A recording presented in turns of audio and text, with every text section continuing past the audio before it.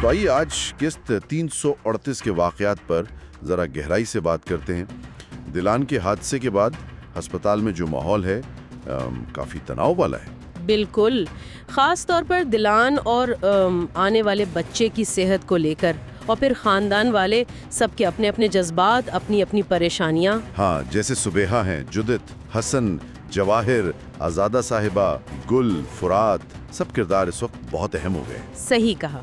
आज हम यही देखने की कोशिश करेंगे कि पर्दे के पीछे क्या चल रहा है, किसके दिल में क्या है। शुरुआत बारान से करते हैं। वो दिलान के पास बैठा है।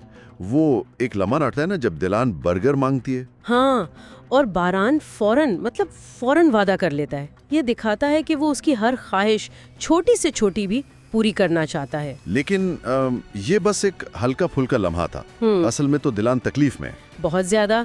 उसे दर्द कम करने की दवा चाहिए, और बारान वो तो वहाँ से हटने का नाम ही नहीं ले रहा। नर्स कहती भी है कि बाहर जाओ, मगर वो बड़ी मुश्किल से जाता है।